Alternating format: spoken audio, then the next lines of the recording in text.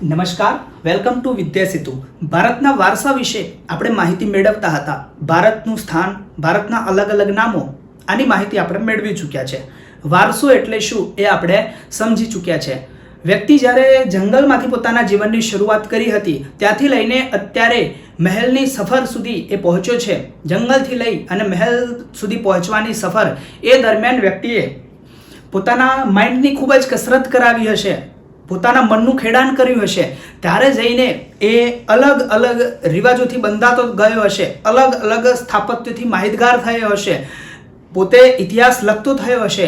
આ બધી જ ઘટનાઓ એ કઈ એકાદ બે દિવસમાં કે એકાદ બે વર્ષમાં થઈ હશે નહીં. આના માટે ઘણા બધા વર્ષો સુધીની સફર એને ખેડી હશે. ત્યારે આપણને અત્યારે જે સ્થાપત્ય દેખાય છે, અત્યારે જે આપણને અલગ અલગ પ્રકારની સંરચનાઓ જોવા મળે છે, અલગ અલગ પ્રકારના નેચરલ જે સૌંદર્ય છે એ જોવા મળે છે, એ ક્યાંક ને ક્યાંક એ સફરની દેન હશે. હવે વારસો શું છે? વાસ્તવમાં જે આપણને ગર્વ કરાવે છે, જેને જોઈને આપણી આંખો શાંતિનો અનુભવ કરે છે, આપણું મન પ્રસન્ન થાય છે, આ બધાનો સમાવેશ આપણે વારસામાં કરી શકીએ છે. એટલે જો ભારતના વારસાને આપણે વેચવો હોય તો મુખ્યત્વે બે ભાગોમાં આપણે વેચી શકીએ છીએ. ભારતનો જે વારસો છે એના મુખ્યત્વે બે ભાગ છે. એક છે ભારતનો પ્રાકૃતિક વારસો, એક છે ભારતનો પ્રાકૃતિક વારસો કે જે આપણને કુદરત તરફથી મળેલો છે, અને બીજો છે એક સાંસ્કૃતિક વારસો છે. બીજો એક સાંસ્કૃતિક વારસો છે. આ સાંસ્કૃતિક વારસો ધેટ મીન્સ કે જે સંસ્કૃતિનું ધીમે ધીમે આપણે એક લેવલ અત્યારે મેળવી ચૂક્યા છે. એ લેવલ એમને આવેલું હશે નહીં. અત્યારે કેટલીક પરંપરાઓ છે, કેટલાક રીતિ રિવાજો છે જે આપણે એક્સેપ્ટ કરીએ છીએ, જે માનીએ છીએ, એ કદાચ એમને આયા હશે નહીં. એના માટે વર્ષો પહેલા કોઈકે તપ કરેલું હશે, કોઈકે એના માટે ત્યાગ આપ્યો હશે, બલિદાન આપ્યો હશે, ત્યારે જઈને આપણને એ પરંપરાઓ હજી સુધી આપણને જોવા મળે છે. 5000 વર્ષ પહેલા કહેવાયેલી ગીતા આપણને અત્યારે જાણવા મળી છે, એના વિચારો આપણી પાસે છે. ધેટ મીન્સ કોઈક એવું માધ્યમ રહેલું છે કે જેણે આ વિચારોને આપણા સુધી પહોંચાડ્યા છે. એ બધાનો સમાવેશ આપણે સાંસ્કૃતિક વારસામાં કરીએ છીએ. એ દરમિયાન રાજા મહારાજાઓએ જે સ્થાપત્યો બંધાયા હશે, બહારની વિવિધ સંસ્કૃતિઓ ભારતમાં આવીને વસી હશે, અને આના મિક્સચરથી કંઈક નવું જ નિર્માણ થયેલું જોવા મળે છે. તો આ બધું જ કે જે અત્યારે આપણે જોઈએ છે અને જેને જોઈને આપણને એવું લાગે છે કે નહીં, આમાં કંઈક વિશેષતા છે, આ બધા કરતા કંઈક અલગ છે, એનો સમાવેશ આપોઆપ વારસામાં થઈ જાય છે. તો બે પ્રકારના વારસા મુખ્યત્વે છે. એક છે આપણો પ્રાકૃતિક વારસો અને બીજો છે આપણો સાંસ્કૃતિક વારસો. સાંસ્કૃતિક વારસાની ચર્ચા આપણે નેક્સ્ટ વિડીયોમાં કરીશું. આજે જે ચર્ચા કરવાની છે એ ચર્ચા છે પ્રાકૃતિક વારસાની. પ્રાકૃતિક વારસો એટલે કેવા પ્રકારનો કે જે આપણને પ્રકૃતિ તરફથી ભેટ મળેલો છે, કે જેમાં માનવનો કોઈ હસ્તક્ષેપ છે નહીં. કુદરતે પોતાની જાતે જ આવા સૌંદર્યનું નિર્માણ કરેલું છે. એ બધાનો સમાવેશ આપણે શેમાં કરીએ છીએ? પ્રાકૃતિક વારસામાં કરીએ છે, કે જેમાં પ્રકૃતિનો ટચ આપણને ક્યાંક ને ક્યાંક જોવા મળે છે. હવે પ્રકૃતિ અને માનવ સભ્યતાને આપણે અલગ કરી શકતા નથી, કારણ કે પ્રકૃતિના સાનિધ્યમાં રહીને જ માનવે પોતાના જીવનનો વિકાસ કરેલો છે. પરંતુ પ્રકૃતિનું પોતાનું કંઈક સ્થાન અલગ છે, એ આપણે માનવું પડશે. પ્રકૃતિમાં કોનો સમાવેશ થાય છે? તો આ જમીન ઉપર આપણને વિવિધ પ્રકારના સ્ટ્રક્ચર, કુદરતી સ્ટ્રક્ચર જોવા મળે છે. જેમ કે ઊંચા ડુંગરો છે, ઊંચા પર્વતો છે, ઊંડી ખાઈઓ છે, ત્યારબાદ મોટી નદીઓ છે, મોટા સાગર છે, મહાસાગરો છે, ખનિજો છે, ત્યારબાદ વન્યજીવો છે, વનસ્પતિઓ છે. શું આ બધાના ડેવલપમેન્ટમાં આપણો કોઈ ફાળો છે ખરો? હા, આ બધાના અસ્તિત્વને જોખમમાં મૂકવામાં આપણો ફાળો છે, પરંતુ આનું ડેવલપમેન્ટમાં આપણો કોઈ વિશેષ ફાળો છે નહીં. એમને બરબાદ કરવા માટે આપણે પહેલા છે. પણ એમના ડેવલપમેન્ટ માટે આપણે કદાચ ભાગ ભજવેલો નથી. તો આ બધું નિર્માણ કોણે કર્યું છે? તો પ્રકૃતિએ પોતાની મેળે આનું નિર્માણ કરેલું છે. શાના માટે નિર્માણ કર્યું? કારણ કે આપણા જેવા જીવને અહીંયા આવીને રમવાનું હતું, એટલા માટે ક્યાંક ને ક્યાંક પ્રકૃતિએ આ બધાનું નિર્માણ કરેલું છે. વનસ્પતિનું નિર્માણ શાના માટે છે? આપણે આવીને જન્મીએ, આપણા માટે શુદ્ધ હવા જોશે, ઓક્સિજન, આપણા માટે આહારની વ્યવસ્થા પણ કરવી પડશે, છાંયડો પણ જોશે. તો આના માટે ક્યાંક ને ક્યાંક વનસ્પતિઓ કાર્ય કરતી હશે. ત્યારબાદ નદીઓને કેમ વહેવડાવી છે? તો આપણે પાણીની જરૂર પડશે, એ માટે કદાચ નદીઓ બનાવી હશે. ખનિજો આપણા જીવન જરૂરિયાતની વસ્તુઓને પૂર્ણ કરવા માટે, આપણે સાયન્ટિફિક ડેવલપમેન્ટ કરવા માટે વિવિધ પ્રકારના ખનિજોનો ઉપયોગ કરવાના હશું. એટલે કદાચ આ પર્વતોને ખનિજોના સંરક્ષણ તરીકે નિર્માણ કર્યા હશે.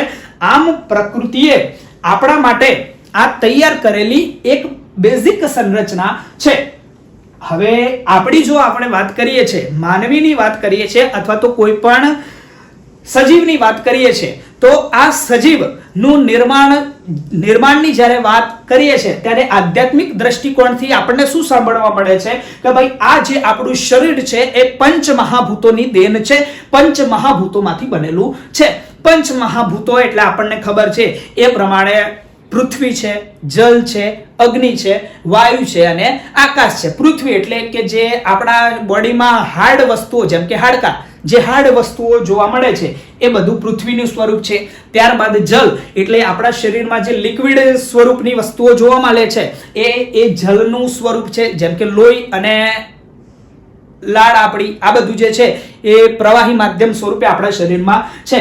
ત્યારબાદ અગ્નિ, આપણે જે ખાઈએ છીએ એનું પાચન થાય છે, તો એનું પાચન કરવા માટે અને સળગાવવા માટે કોઈક તો કાર્ય કરતું હશે, તો એ અગ્નિનું સ્થાન લે છે. ત્યારબાદ છે વાયુ, આપણે જે શ્વાસ લઈએ છીએ, શ્વાસ છોડીએ છીએ, એટલે વાયુનું કાર્ય કરે છે. અને આકાશ, આપણા શરીરના બંધારણમાં જે જગ્યાઓ ખાલી છે એ આકાશનું સ્થાન ભજવે છે. આકાશ એટલે એક પ્રકારની સ્પેસ, એક પ્રકારની જગ્યા કે જેમાં આપણા સેલ રહેલા છે, જેમાં આપણા કોષો રહેલા છે.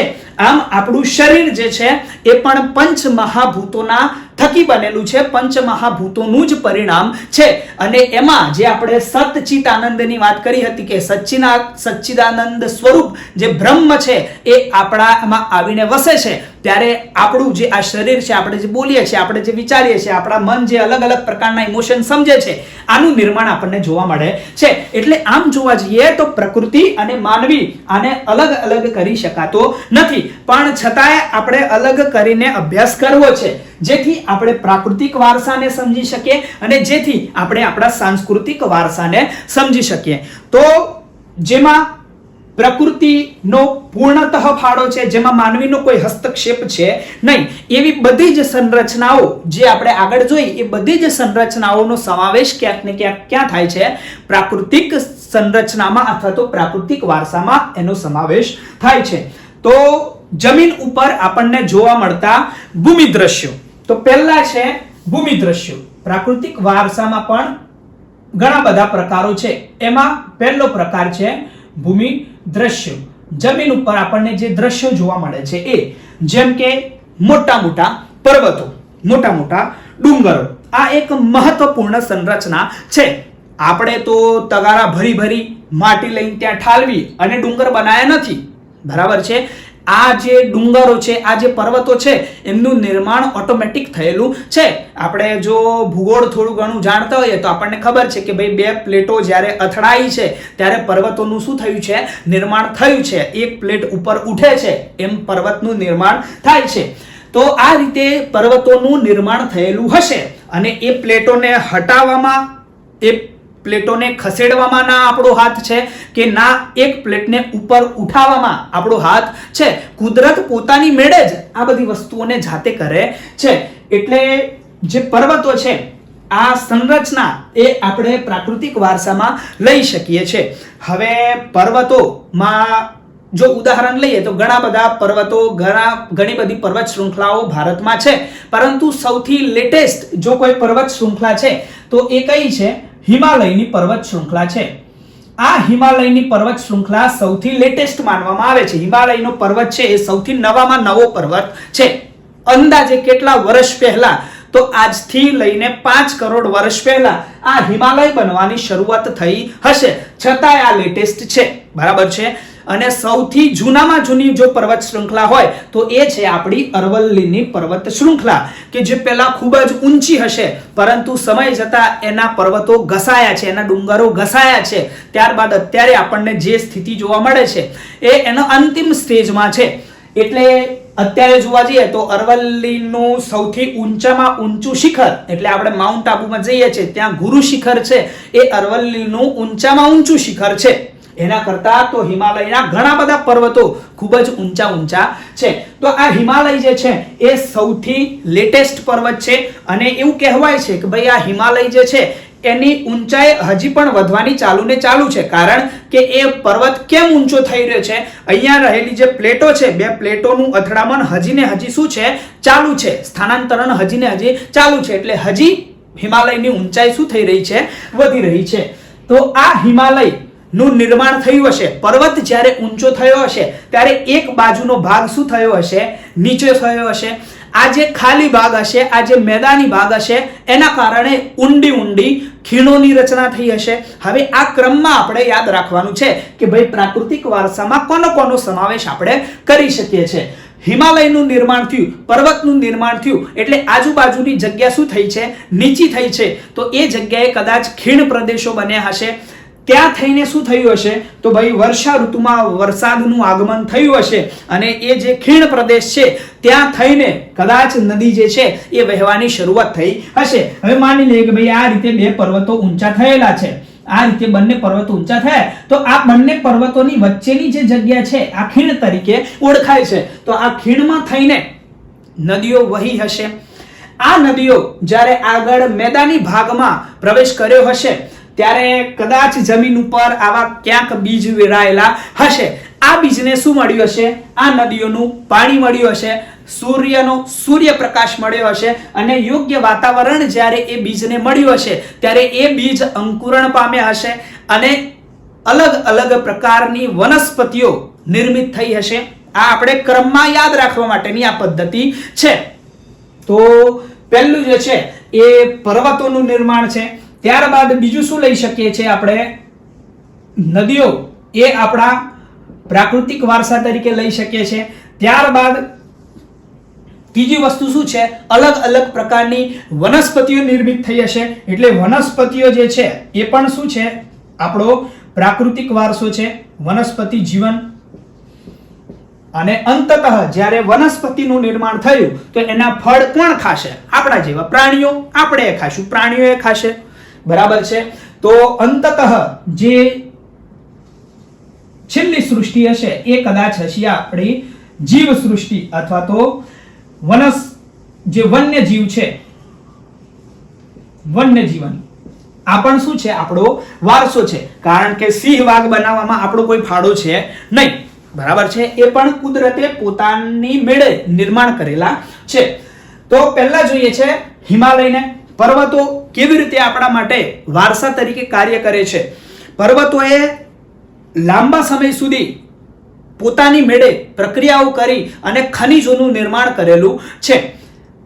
એ ખનિજો અત્યારે આપણે વાપરીએ છીએ, એટલે ક્યાંક ને ક્યાંક આપણા માટે એણે ખનિજોનું સંગ્રહ કરવાનું કાર્ય કર્યું છે, અને હજી એ આગળના ઘણા વર્ષો સુધી આ કરશે. માટે આપણે પર્વતોને જે પ્રાકૃતિક વારસો છે એની કેટેગરીમાં મૂકી શકીએ છીએ. આવા પર્વતો ખૂબ ઊંચા થયા હશે એવા સમયે ત્યાં જે વર્ષા પડી હશે એ બરફ સ્વરૂપે પડેલી હશે. મોટી બરફોની ચાદરો પથરાયેલી છે. આ બરફની ચાદરો શિયાળામાં નહીં પીગળે, વર્ષા ઋતુમાં નથી પીગળતી, પરંતુ જ્યારે પૃથ્વી પરનું તાપમાન વધે છે ત્યારે આ બરફ શું થાય છે, ઓગળવા લાગે છે. આ બરફ જ્યારે ઓગળવા લાગ્યો હશે ત્યારે એ પ્રવાહી સ્વરૂપમાં કન્વર્ટ થઈ અને નદીઓના સ્વરૂપે આપણને નીચે મેદાની પ્રદેશમાં મળ્યો હશે. આમ જે 12માસી નદીઓ છે એનું ઉત્પત્તિ સ્થાન ક્યાંક ને ક્યાંક શું છે, આવા હિમાલય જેવા પર્વતો છે. આપણને ખબર છે કે ભાઈ ગંગા નદીનું ઉદ્ગમ સ્થાન કયું છે, ગંગોત્રી ગ્લેશિયર. તો ક્યાં આવેલું છે, હિમાલયની પર્વત શૃંખલામાં. યમુના નદીનું જે ઉદ્ગમ સ્થાન છે યમનોત્રી શિખર, એ પણ ક્યાં આવેલું છે, હિમાલયની પર્વતમાળામાં. આમ ગંગા અને યમુના જેવી નદીઓ એ 12માસી નદીઓ કેમ રહી શકી છે? ક્યાંક ને ક્યાંક એમાં પર્વતોનો ખૂબ મહત્વપૂર્ણ ભાગ રહેલો હશે એટલા માટે.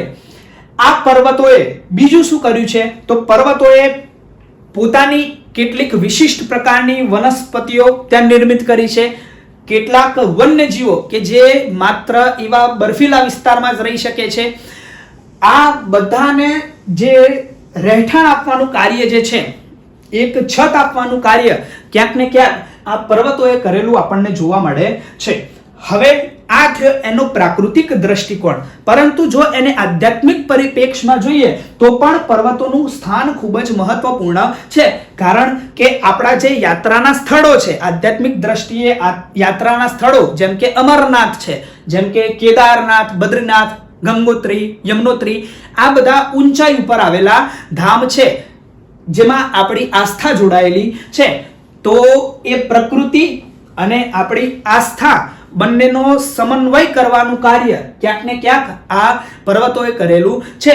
આમ પ્રાકૃતિક રૂપથી તો પર્વતો મહત્વપૂર્ણ છે, પણ સાથે સાથે આધ્યાત્મિક દ્રષ્ટિથી પણ આ પર્વતો મહત્વના બની જાય છે. આમ ભૂમિ દ્રશ્યોમાં આવતા પર્વતો છે, ડુંગરો છે, ખીણો છે, આ બધા આપણા પ્રાકૃતિક વારસામાં આપણે લઈ શકીએ છીએ. ત્યારબાદ બીજો વારસો કયો છે જે આપણને નદીઓ સ્વરૂપે મળેલો છે? એવું કહેવાય છે કે માનવ સભ્યતાનો જે વિકાસ છે, ક્યાંક ને ક્યાંક દરેક માનવ સંસ્કૃતિનો વિકાસ, માનવ સભ્યતાનો વિકાસ આપણને નદી કિનારે થતો જોવા મળે છે. માનવીય જીવનનું અસ્તિત્વ ક્યારે વિકાસ થવા લાગ્યું? જ્યારે એ નદીના તટ ઉપર વસવાટ કરવા લાગ્યો છે ત્યારે. આવું આપણે કેમ કહી શકીએ છીએ? કારણ કે માનવની બેઝિક જરૂરિયાત શું છે અને વ્યક્તિ પોતાનો વિકાસ ક્યારે કરી શકે છે? જ્યારે વ્યક્તિ પોતે સ્થિર થાય છે ત્યારે. વ્યક્તિ સ્થિર ક્યારે થઈ શકે? જ્યારે એને અનુકૂળ વાતાવરણ એને મળે છે ત્યારે વ્યક્તિ સ્થિર થાય છે. અને અનુકૂળ વાતાવરણ ધેટ મીન્સ કે એને યોગ્ય હવા જોઈએ છે, યોગ્ય પાણી જોઈએ છે અને યોગ્ય ખોરાક જોઈએ છે. એને જે ખોરાક નિર્માણ કરવો હશે એ ખોરાકના નિર્માણ માટે દર વખતે એ વરસાદ ઉપર તો ડિપેન્ડ નહીં રહેતો હોય. એના માટે સિંચાઈનું જે પાણી છે એને ક્યાંકથી તો લાવવું પડશે. તો એને ક્યાંથી મળ્યું હશે? આ સિંચાઈનું પાણી જે છે એ નદીઓનું પાણી જે એને વાપર્યું હશે. ત્યારબાદ પોતે પાણીની જરૂરિયાત તો છે એટલે પીવા માટે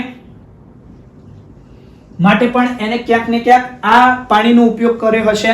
આધુનિક સમયમાં જોવા જઈએ તો પાણીનો ઉપયોગ આપણને ખબર છે કે ભાઈ વીજળીનું ઉત્પાદન કરવા માટે થાય છે. એટલે કે ભાઈ વીજળીના ઉત્પાદનમાં પણ આ નદીઓ જે છે એ મહત્વપૂર્ણ ભાગ ભજવે છે.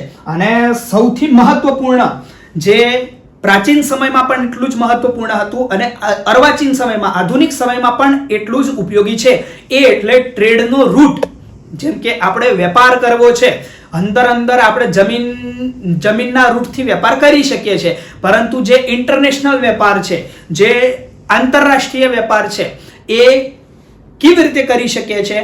તો જમીનના માધ્યમથી એ વેપાર કરવો થોડો અઘરો છે, કારણ કે અલગ અલગ દેશોની સરહદો આવતી હોય એટલા માટે એ આસાનીથી આપણે કરી શકતા નથી. અને હવાઈ માધ્યમથી જો આપણે એ ટ્રેડ કરવા જઈએ છીએ તો હવાઈ માધ્યમની અમુક લિમિટેશન છે, મર્યાદાઓ છે. કારણ કે જેટલો ક્વોન્ટિટી આપણે જળ માર્ગથી લાવી શકીએ છીએ એટલી ક્વોન્ટિટી આપણે હવાઈ માર્ગથી ટ્રાન્સફર કરી શકતા નથી. અને કરવા જઈએ તો એ કોસ્ટલી થઈ જાય છે, એ ખૂબ જ મોંઘું પડે છે. એટલે સૌથી આસાન ટ્રેડિંગ માટેનો રૂટ કયો છે? એ જલ માર્ગ છે. એટલે પ્રાચીન સમયમાં આપણને વિવિધ આક્રમણો જોવા મળે છે. તો એમાં અંગ્રેજો હોય, પોર્ટુગીઝો હોય, ડચ, આ લોકો વેપાર કરવા માટે કયા માધ્યમથી આવે છે? તો આ જળ માર્ગનો ઉપયોગ કરીને આવેલા છે. આમ આ નદીઓનું પાણી જે છે એ સિંચાઈ માટે, પીવા માટે, વીજળીના ઉત્પાદન માટે અને આ ટ્રેડિંગ એટલે કે જે વેપાર માટે આ નદીઓ એ ખૂબ જ મહત્વનો ભાગ ભજવે છે. આ નદીઓના કારણે જ ક્યાંક ને ક્યાંક વનસ્પતિ સૃષ્ટિનો વિકાસ થયેલો હશે. માનવ સભ્યતા આપણને સ્થિર થતી જોવા મળે છે, જેથી નદીઓનો પ્રેમ આપણને આપણી સંસ્કૃતિમાં જોવા મળે છે. એ કેવી રીતે કહી શકીએ છીએ? તો એ પહેલા કઈ નદીઓ છે? તો હજારો નદીઓ ભારતમાં થઈને વહે છે, પરંતુ મુખ્યત્વે જો આપણે વાત કરીએ તો સૌથી ઉત્તરમાં જઈએ તો સપ્ત સિંધુ પ્રદેશ કદાચ આપણે નામ સાંભળેલું હોય તો એમાં સપ્ત સિંધુ પ્રદેશમાં કઈ કઈ નદીઓનો સમાવેશ થતો હતો, કારણ કે અત્યારે અમુક ભાગ જે છે એ પાકિસ્તાનમાં છે, પરંતુ જો એ વખતની વાત કરવામાં આવે તો જે સિંધુ ખીણની સંસ્કૃતિ છે એની આસપાસ બીજી કયા પ્રકારની નદીઓ હતી, તો સિંધુ છે, ઝેલમ, ચિનાબ, રાવી, બિયાસ, સતલુજ, આ જે નદીઓ છે એની આસપાસ આખી સંસ્કૃતિનો વિકાસ થયેલો હતો. આ ઉત્તરની ખૂબ જ મહત્વપૂર્ણ નદીઓ છે. ત્યારબાદ આપણે યુપી અને એ બાજુના એરિયામાં જો આવીએ છીએ તો ત્યાં ગંગા, યમુના અને જો પેલી બાજુ પૂર્વ તરફ જઈએ છીએ તો બ્રહ્મપુત્રા, આ ખૂબ જ મહત્વની નદીઓ છે. જો આપણે ગુજરાતની વાત કરીએ તો સાબરમતી છે, નર્મદા છે, નર્મદાને ગુજરાતની જીવાદોરી માનવામાં આવે છે. અને જો દક્ષિણ ભારતમાં જઈએ છે તો કૃષ્ણા, કાવેરી, ગોદાવરી અને દક્ષિણ ભારતની ખૂબ જ મહત્વપૂર્ણ નદીઓ. આ તો મોટામાં મોટી નદીઓ છે. આની સહાયક નદીઓ તો બીજી ઘણી બધી છે, પણ આ નદીઓએ આ બધા કાર્યમાં મહત્વપૂર્ણ ભાગ ભજવ્યો છે. આ થયું એનો પ્રાકૃતિક પરિપ્રેક્ષ્ય. જો એને આધ્યાત્મિક પરિપ્રેક્ષ્યથી જોવામાં આવે, આધ્યાત્મિક દ્રષ્ટિએથી જોવામાં આવે તો આપણી સંસ્કૃતિ મુજબ ગંગામાં જે છે, જે ગંગા નદી છે એને સ્વર્ગમાંથી તપ કરી અને નીચે લાવવામાં આવી છે. આવી કથાઓ ખૂબ જ પ્રચલિત છે. વિવિધ નદીઓને આપણે લોકમાતાનું બિરુદ પણ આપેલું છે. આમ નદીઓ એ પણ આપણો પ્રાકૃતિક વારસો છે, કારણ કે એના કારણે આપણું જીવન ટકી રહેલું છે. એ આપણા ગર્વ કરવા જેવી બાબત છે. તો વિવિધ પ્રકારની નદીઓના નામ આપણે આમાં લખી શકીએ છીએ. ત્યારબાદ ત્રીજી વસ્તુ છે વનસ્પતિ જીવન. વનસ્પતિ જીવનને અનુકૂળ વાતાવરણ જ્યારે મળ્યું હશે ત્યારે વિવિધ પ્રકારની વનસ્પતિઓ ઉગી હશે, બીજ અંકુરણ પામ્યા હશે. જ્યારે નદીઓનું પાણી મળ્યું હશે, સૂર્યપ્રકાશ મળ્યો હશે અને અનુકૂળ વાતાવરણ મળ્યું છે, ત્યારે આ બીજ અંકુરિત થઈ છોડ બન્યા અને છોડમાંથી આપણને વૃક્ષ થતા જોવા મળ્યા હશે. વ્યક્તિ અને આ વનસ્પતિ બંનેને અલગ કરવા અશક્ય છે, કારણ કે વ્યક્તિને સ્થિર કરવા માટે જો કોઈ મહત્વપૂર્ણ માધ્યમ થયું હશે તો એ કદાચ વનસ્પતિ થઈ હશે. કારણ કે જ્યારે ઠંડીનો સમય હશે ત્યારે એને આગની જરૂર પડી હશે, તો આ આગ શેમાંથી સળગાઈ હશે, તો એણે આ વનસ્પતિના લાકડાનો ઉપયોગ કર્યો હશે અને આગ પ્રજ્વલિત કરી હશે. અત્યારે આપણે જોઈએ છે કે ભાઈ ફર્નિચર માટે આપણે અલગ અલગ પ્રકારના લાકડાનો ઉપયોગ કરીએ છીએ. આમ વનસ્પતિ જીવન એ માનવ જીવનનો એક અતૂટ ભાગ બની ગયો છે. એટલા માટે વ્યક્તિનો વનસ્પતિ પ્રેમ એ એના વૃક્ષ પ્રેમ અને એના જે પુષ્પ પ્રેમ છે આમાં આપણને જોવા મળે છે. કેવા કેવા પ્રકારની વનસ્પતિઓ આપણે જોઈએ છે તો આપણી આસપાસ આપણે જોઈએ તો આંબો છે, લીમડો છે, વડ, પીપળો, આવી વિવિધ પ્રકારની વનસ્પતિઓ. આ ઉપરાંત જે ઔષધીય વનસ્પતિઓ છે જેમ કે હરડે છે, ત્યારબાદ કુંવરપાઠું છે, ત્યારબાદ આમળા છે જે વિટામિન સી નો ભરપૂર સ્ત્રોત છે, લીંબુ છે એ પણ વિટામિન સી આપણને એમાંથી મળી રહે છે, તુલસી છે. આ જે વનસ્પતિઓ છે એ ઔષધિ તરીકે ખૂબ જ ઉપયોગમાં આવે છે. આ થઈ એની પ્રાકૃતિક પરિપ્રેક્ષ્યની વાત. પણ જો એને આધ્યાત્મિક દ્રષ્ટિએ વિચાર કરવામાં આવે તો કેટલીક વનસ્પતિઓને આપણી સંસ્કૃતિમાં પૂજનીય માનવામાં આવે છે, પૂજ્ય માનવામાં આવે છે, જેની આપણે પૂજા કરીએ છીએ. જેમ કે વડને આપણે વટ સાવિત્રીના વ્રત સાથે કનેક્ટ કરી શકીએ છીએ, જેમાં વડની પૂજા થાય છે. ત્યારબાદ આપણી સંસ્કૃતિ મુજબ ઘરની બહાર તુલસીનો ક્યારો આપણે રાખીએ છીએ, જે શું દર્શાવે છે કે તુલસીનો ક્યારો આધ્યાત્મિક દ્રષ્ટિકોણ એ છે કે ભાઈ એ જે બહારની નેગેટિવ એનર્જી છે એને ઘરમાં આવતા શું કરે છે, રોકે છે. અને બીજો જો પરિપ્રેક્ષ્ય આપણે વિચાર કરીએ તો તુલસીના પાંદડા જો આપણે ખાઈએ છીએ તો આપણને વિવિધ કફ છે, શરદી છે, આ બધામાં આપણને રાહત આપવાનું કાર્ય કરે છે. આમ આવી ઔષધીય વનસ્પતિઓ, આવી ઇમારતી જેમાંથી આપણને લાકડું મળે છે, જેનો આપણે ઉપયોગ કરીએ છીએ, આવી વનસ્પતિઓ.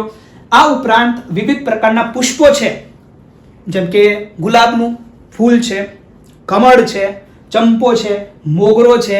આ બધા જ ફૂલો જેમ સુંદર છે, આ વનસ્પતિઓએ આપણા જીવનને સુંદર અને સુગંધિત બનાવવાનું કાર્ય કરેલું આપણને જોવા મળે છે.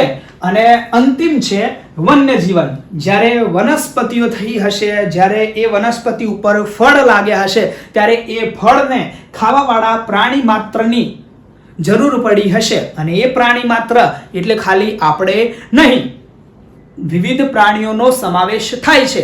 જેમ કે જો જંગલી પ્રાણીઓની આપણે વાત કરીએ તો વાઘ છે, સિંહ છે, ચિત્તો છે, દીપડો છે, હરણ, આવા વિવિધ પ્રકારના પ્રાણીઓ આપણને જોવા મળે છે ભારતમાં. તો આ બધો આપણો વારસો છે જેનું સંરક્ષણ આપણે કરવું જોઈએ. એમાં એ જોવા જઈએ તો જે એશિયાઈ સિંહ છે એ માત્ર ગુજરાતમાં જોવા મળે છે, એ પણ ગીરના જંગલોમાં જ જોવા મળે છે. આખા એશિયામાં માત્ર ને માત્ર ગુજરાતમાં જોવા મળતા હોય એટલા આપણા માટે એ જે વન્યજીવ છે એ ગૌરવની વાત થઈ જાય છે. ત્યારબાદ કેટલાક પાલતુ પ્રાણીઓ છે, જેમ કૂતરો છે, બિલાડી છે, ગાય છે, ભેંસ છે, આવા બધા પ્રાણીઓનો પણ સમાવેશ થાય છે. કેટલાક સરીસૃપો છે, અજગર છે, સાપ છે, નાગ છે, આવા વિવિધ વન્યજીવો આ વનસ્પતિની છત્રછાયામાં રહ્યા હશે. આમ પ્રાકૃતિક વારસાની જો આપણે વાત કરીએ તો એમાં ભૂમિ દ્રશ્યોનો સમાવેશ થાય છે, ત્યારબાદ નદીઓનો સમાવેશ થાય છે, વનસ્પતિનો સમાવેશ થાય છે અને વન્યજીવનનો સમાવેશ થાય છે. વન્યજીવનમાં જો આપણે આધ્યાત્મિક દ્રષ્ટિકોણની વાત કરીએ છીએ તો વિવિધ વન્યજીવો છે એમને આધ્યાત્મિક દ્રષ્ટિએ વિવિધ દેવી દેવતાઓના વાહન તરીકે આપણે સ્વીકાર કરેલા છે. જેમ કે વાઘ છે, વાઘ એ કોનું વાહન છે તો માં અંબાનું વાહન છે. ત્યારબાદ જે ગરુડ છે એ ભગવાન વિષ્ણુનું વાહન છે. એવી જ રીતે મગરને આપણે જોઈએ તો માં ખોડિયારનું વાહન છે. મૂષકરાજ છે જે ઉંદર છે આ ગણેશજીનું વાહન છે. આમ પ્રાકૃતિક દ્રષ્ટિએ તો વન્યજીવોનું મહત્વ છે, વન્યજીવોનું મહત્વ છે, પણ સાથે સાથે એને આધ્યાત્મિક દ્રષ્ટિએ પણ કનેક્ટ કરી અને એમના સંરક્ષણ માટે પ્રયત્ન કદાચ થયેલા હશે અને એ જ ઈચ્છાથી, એ જ પરિપ્રેક્ષથી એમને આધ્યાત્મિક દ્રષ્ટિએ કનેક્ટ કરવામાં આવેલા હશે. તો જ્યારે આપણે આ પ્રાકૃતિક વારસાને જોતા હોઈએ ત્યારે આપણો એકાધિકાર એના ઉપર છે એવું ના સમજવું જોઈએ. કારણ કે જ્યારે આપણે જીવ કહીએ છીએ એટલે એમાં આપણો જ સમાવેશ થતો નથી. જે પૃથ્વી ઉપર વસવાટ કરતા દરેક સજીવો છે એમનો પૂરેપૂરો અધિકાર છે જેટલો આપણો અધિકાર હોય. એટલે આ સોર્સ માત્ર આપણા માટે નથી, વૃક્ષો એ ખાલી આપણા માટે નથી. ડેવલપમેન્ટના નામે જો આપણે વૃક્ષોનું નિકંદન કરવું છે તો આસાનીથી કરી શકીએ છીએ, પણ એ વૃક્ષ એ કોઈક જીવનો વસવાટ છે એ વાત આપણે મગજમાં રાખવી જોઈએ. એ વસવાટ ઉપર એ જીવનો અધિકાર છે કારણ કે આ પ્રકૃતિ ઉપર એનો પૂર્ણતઃ અધિકાર છે. આ વાતને આપણે ખાસ ધ્યાને રાખવી જોઈએ. તો આ છે ભારતનો પ્રાકૃતિક વારસો, એવો વારસો કે જે કુદરતે પોતે નિર્માણ કરેલો છે અને જેના ઉપર આપણને અત્યારે પણ ગર્વનો અનુભવ થતો હોય. આવા પ્રાકૃતિક વારસાનું મહત્વ ક્યારે વધી જાય છે કે જ્યારે એને આપણે પંચતંત્રની વાર્તાઓમાં જોઈએ, જેને આધ્યાત્મિક પરિપ્રેક્ષ્ય આપવામાં આવે છે. ગૌતમ બુદ્ધ સાથેની દંતકથાઓ એની જોઈએ છે, અથવા તો આપણે આયુર્વેદિક પદ્ધતિ એટલે કે જે ચિકિત્સા ક્ષેત્ર છે આપણું, એમાં જ્યારે આ વનસ્પતિનું મહત્વ જોતા હોઈએ, યુનાની પદ્ધતિ છે, ત્યારે આપણને વાસ્તવમાં આપણા આ વારસા ઉપર ગર્વ થતો હોય એવો અનુભવ થાય છે.